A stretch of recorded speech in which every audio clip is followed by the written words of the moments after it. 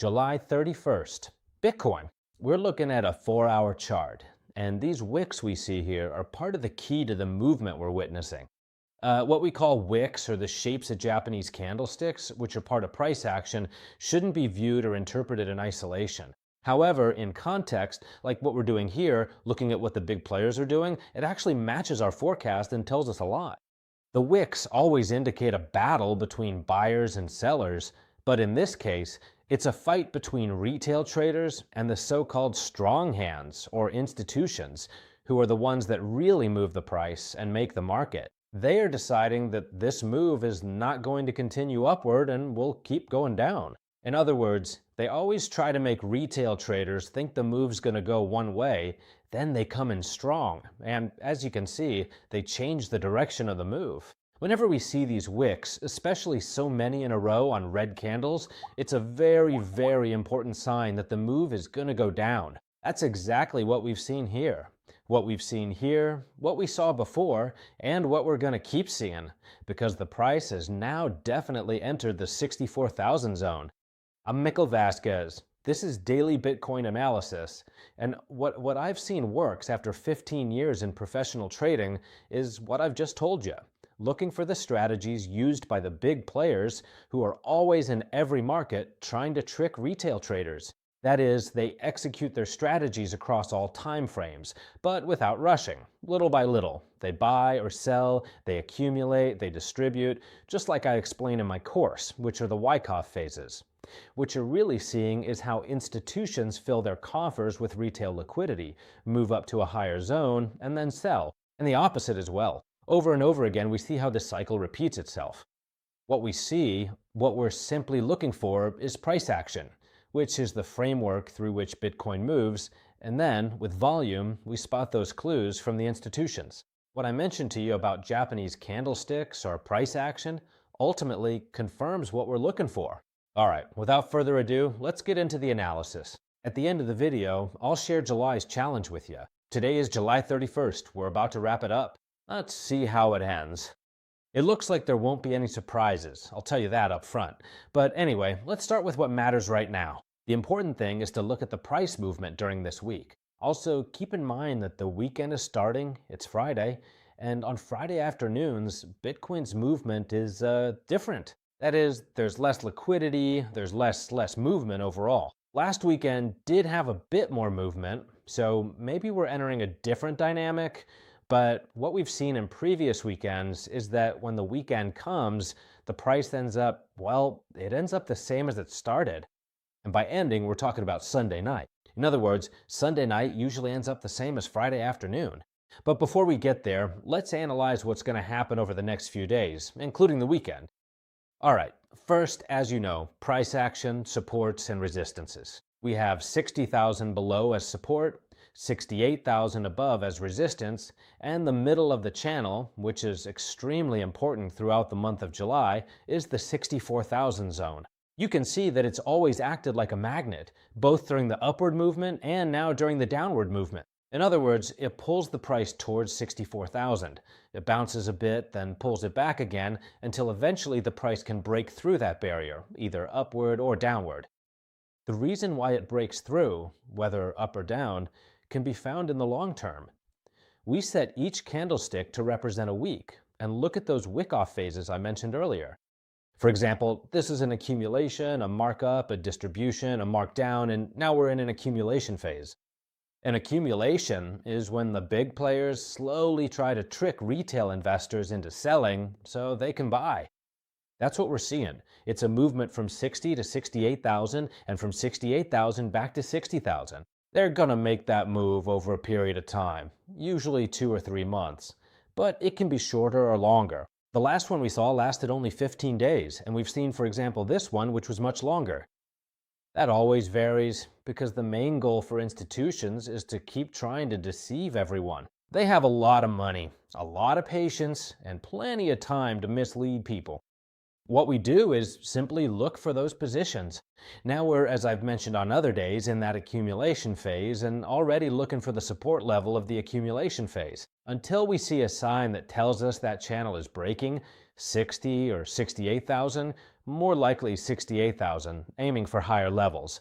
But whenever the price gets close to either of those two levels, 60 or 68,000, you have to be very alert because at any moment it could break and switch to a different Wyckoff phase. For now, we're not in that situation and we're simply in. Now let's zoom in. We've switched to the 4-hour chart, and what we see is 68,000 to 60,000 over and over again. And now, after hitting this high, which is quite far from 68,000 by the way, the upward momentum isn't showing itself very clearly. It's not reaching 68 either, which could also be a kind of fake out. You have to stay alert. That's always a clue. Let's add the volume to see how it develops. And you've already seen 68,000. Now we're seeing a lot of activity before the arrival of the weekend. Now at 3:30 as well, when the New York Stock Exchange opens, the big players might take advantage of those positions that the funds are trying to set up to go after definitively those 64. What we can see for next week is already a definite consolidation in the lower part of the channel, 60, 64, unless, that significant force of 1.5 billion in volume shows up and pushes the price upward. But that's an option. We could call it option B, to get ready for, the attack on 60,000. Basically, we understand that it's already time to attack, to go after those 60,000 once the weekend uncertainty passes, which, can start to clear up over the weekend, after the New York Stock Exchange opens and we see some movement. Just imagine if it reaches 62,500. It's possible that over the weekend we might see some strange movement again. Probably not, but it could happen, and then end Sunday in the same position. What we're going to wait for next week as the new week starts, and the new month too, August begins, it's going to retest from below, which is what we're seeing.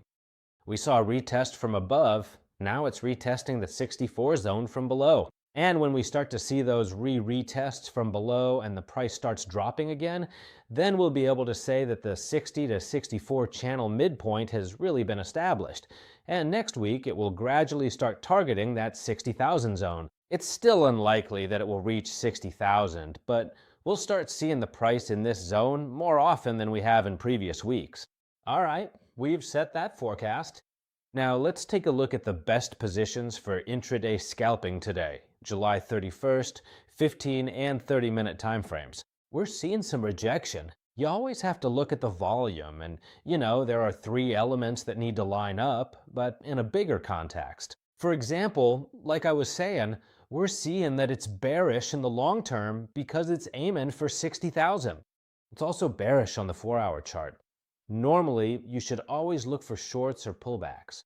A pullback has to be really, really obvious. For example, right now it looks like a pullback because it's reaching an area where it's had other reactions before. We see a wick and we're going to check how the volume reacts.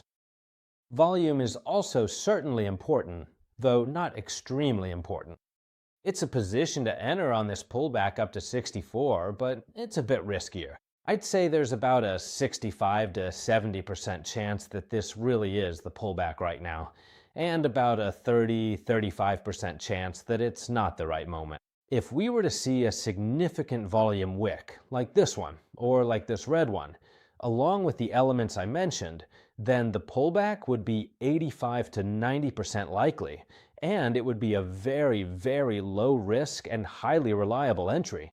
In any case, the best approach, so to speak, is to go short once the pullback or semi-pullback has lost its momentum.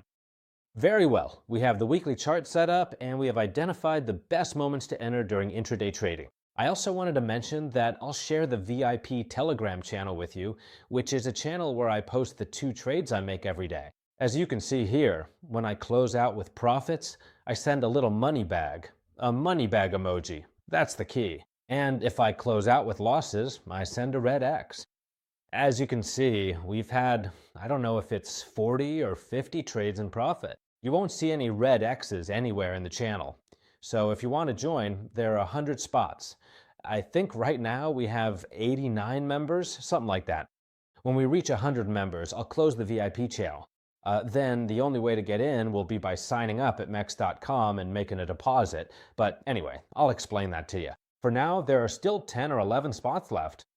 All right, we've set those forecasts, those best moments to enter for intraday or scalping trades. Now I'm going to show you the entry I made in yesterday's July challenge.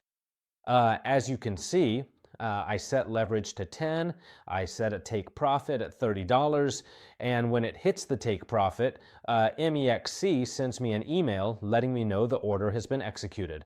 I don't make things too complicated with these entries, I just go with the movement. What I want to explain to you, or what I'm trying to get across, is that with little risk, as long as you don't let greed or the urge to make more than what the chart gives you take over, you can trade without complications and win very easily.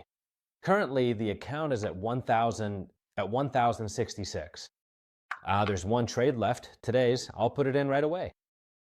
What I do with that excess, I started with 500 on July 1st. I'll raffle off the excess among everyone who signs up at mexc.com and makes their first deposit.